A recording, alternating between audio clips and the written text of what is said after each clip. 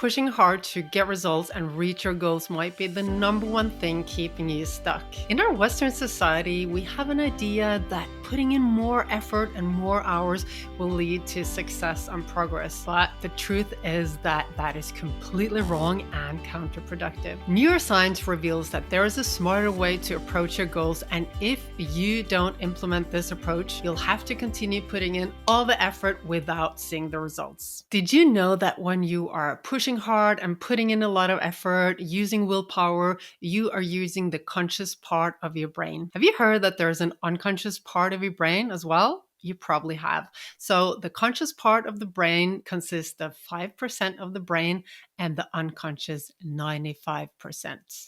In your unconscious brain, you have everything. You have all the resources you need. You have all the memories. Everything you've ever learned and seen and experienced in your life is stored in the unconscious brain. So what do you think happens when you're putting in a lot of effort and you're pushing hard and you're only using 5% of your brain? Do you think that's efficient? What would it be like if you could tap into the other 95% of your brain? Wouldn't that be great? Well, it is a lot easier than you think. So the number one thing you need to think about is that whenever you're putting in a lot of effort, you are using the conscious part of your brain. And sometimes we need to do that. Sometimes we need discipline. Sometimes we need to just use willpower. That's fine. But for the majority of the work you do, for the majority of your day, I recommend you going deeper, slowing down, going into flow state, which is where you can access all of the stuff you have on the inside. When you're using willpower and discipline and putting in effort, you are increasing your stress levels, which is fine for a short period of time. Did you know that our stress response is designed to be turned on for a short amount of time? Imagine you're walking on the savannah and there's a lion in front of you.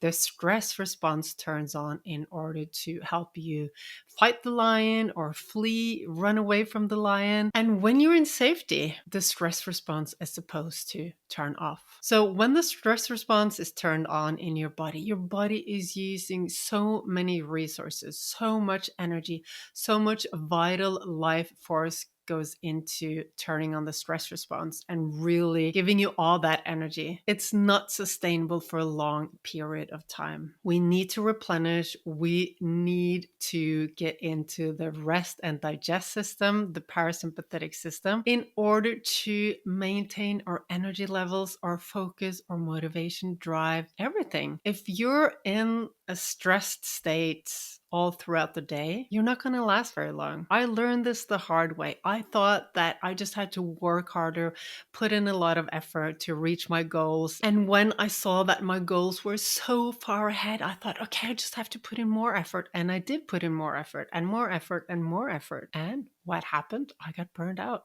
because we can't be in a high stress state for a long time. And think about this. A lot of people, they don't even notice that they're in a high level of stress because it becomes a habit. We're so used to being up here and just like going from one task to the other, working down our to-do list and putting in effort, using willpower. And we don't notice that we're in stress most of the day. And I tell you, it's not sustainable. We can't keep on being up here in that stress state for many years or months or weeks. It's not sustainable. We will get ill. Our energy levels will go down. It is not sustainable. I think you know that, don't you? So let me tell you how you can tap into a totally different state where you're relaxed, where you tap into the parasympathetic system, where you can rest and digest, where you can access the other 95% of your brain, all the resources and everything you need to do in order to get your goals. When you're awake, when you're focused on everything outside of you, when you're putting in effort and working hard, you're in a high beta state. We have different brain waves which are connected to which states we're in. The high beta brainwaves are connected to being in more of a aroused, more of a stressful state where you're using the conscious part of your brain. And sometimes that's fine. You can be there for a short period of time. You just can't be there all the time. The quicker you can learn to tap into those other brain waves like alpha and theta throughout your day when you're working, the quicker you will gain energy, you will gain all the resources you have on the inside. And just think about this. When you go into stress, your body thinks that you're fighting something which is dangerous. So it turns off certain areas of the brain. It turns off the blood flow to the vital organs. Like the blood flow goes out into the extremities, the arms and legs, so that you can fight or you can run. So all the inner organs that are important, like digestion and everything, they don't get that much blood. So they're not prioritized. For 20 minutes or an hour, that's fine. In the long run, it's not good. And what about your brain? When you are going into mode where you need to fight something dangerous, what do you think happens to your brain?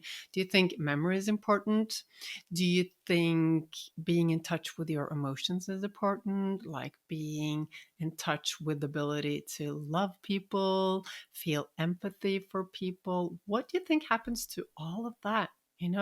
Our brains just shut off those centers, memory and empathy and love and all those good things. And you know what? What really gives you results is being motivated, is being driven, is being focused, and tapping into all of those good things. That is actually what drives motivation and drives focus. Focus, motivation, and drive. It all comes from all those good, happy hormones. Yeah, you can use stress hormones in order to push yourself to reach a goal, and you might reach your goal and you might spend all your energy, you might destroy your health, your relationships. The way I look at success is that unless you have success in all areas of your life, we can't speak about success. In our Western society, we have a tendency to applaud people who have achieved great things, like at work or studying, doing research, whatever. And we don't really take into consideration, but what about their health? What about their relationships? What about their lives? Are they really happy, or have they spent all their time and energy working towards that goal? I don't know about you, but for me, success is being successful in all areas of your life. And in order to do that, you need to think about sustainability.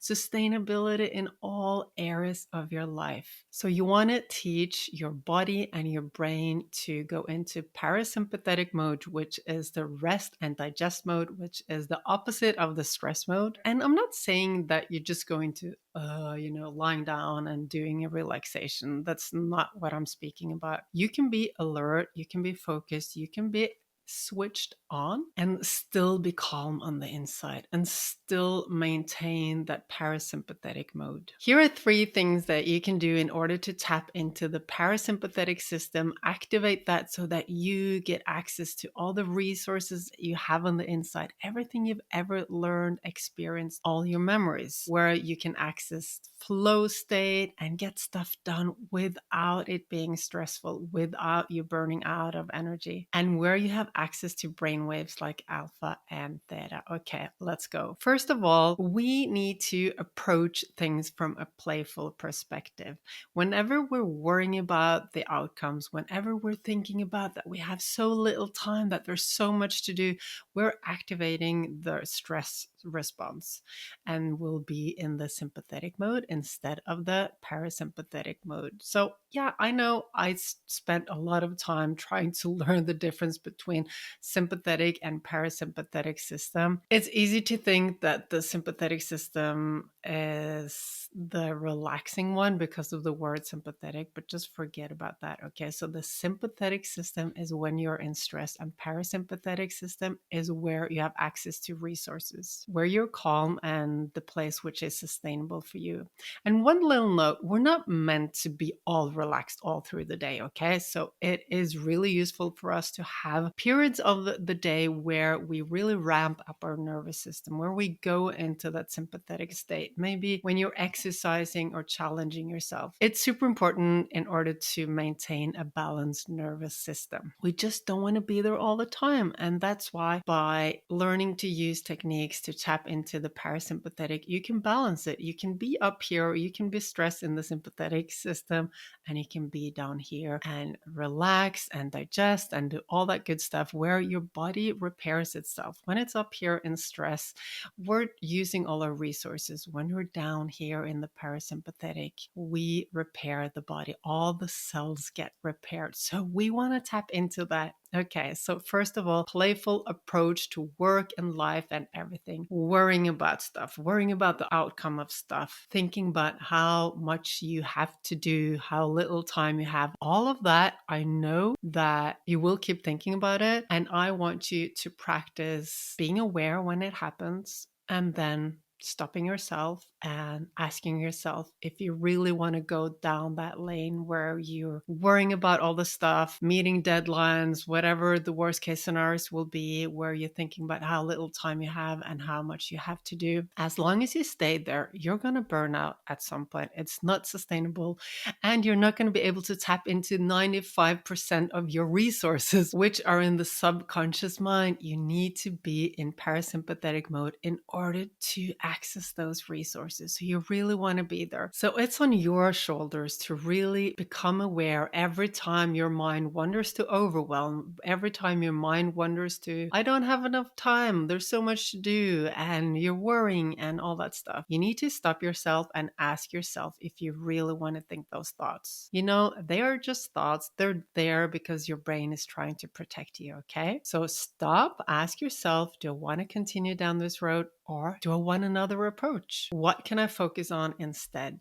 Find things you can tell yourself. For example, if you're saying to yourself, there's so little time, I don't have time, you can change it to, I'm in control of my time. There is as much time as I need. Or find something that works for you, okay? If you're thinking about worst case scenarios, okay, that might be a good time to find a therapist and work on some issues. And just remember that it's normal for our brains to go down that road, and we need to stop it and ask ourselves, is that really true? And what would really happen if that happened?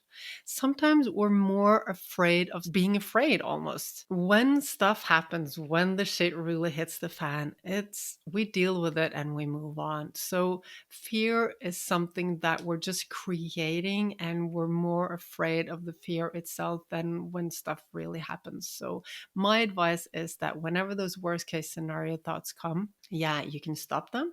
You can pull your focus back to here and now. Remind yourself that those thoughts are just your brain trying to keep you safe again, just by reminding you that there might be something dangerous out there. Another smart thing to do is to write down, okay, if this happens, okay, if I don't meet the deadline, what will happen? If I run out of money, what will happen? Just write it down. Okay, worst case scenario, what would that be? Okay, I would lose my house or this and that, and just write it down and then find a solution. Okay, if this happens, I'll do that. If this happens, I'll do that. So you always have a plan B. And you know, when you've thought out the whole sequence of the shit hitting the fan and you have a plan for it, there's no reason anymore for your brain to be afraid, because your brain is afraid when it doesn't know everything, when something is unknown. When you've mapped it out, like the whole map and plan of the stuff you're afraid of, well, then you have a plan. There's nothing to be afraid of, and your brain can relax. So that's a good strategy. The third thing you need to do is to stop trying so hard. Okay, stop pushing so hard. Stop thinking that you need to use discipline and willpower in order to reach your goals. Because whenever you do, you're only tapping into the 5% of your brain, your conscious brain, because you are switching on the stress system.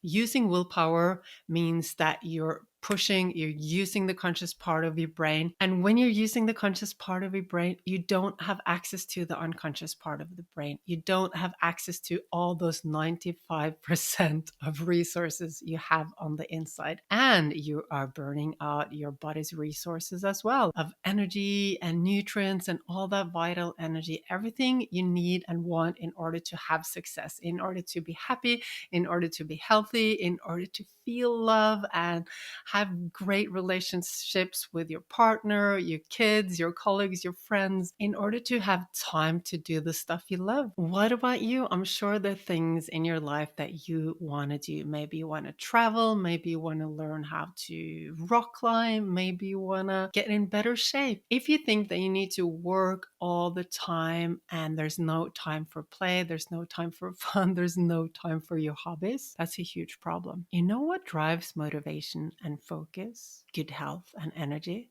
It's having a hobby, it's having a passion, it's having an interest, having room in your life for playing, having room in your life for exercise, interest, hobbies, whatever it is that you're interested in. It is really important that you set aside time for that, because that is what drives motivation. That is what is going to give you energy. That is what is going to help your focus. So when you actually sit down to work, you have everything to give. In order to do that, you need to take time off work. You need to sleep enough. You need to tap into the parasympathetic system, the brain waves of alpha and theta, and not only be up here in high beta and high stress mode. If you enjoyed watching this video, I'm sure you'll like this one too.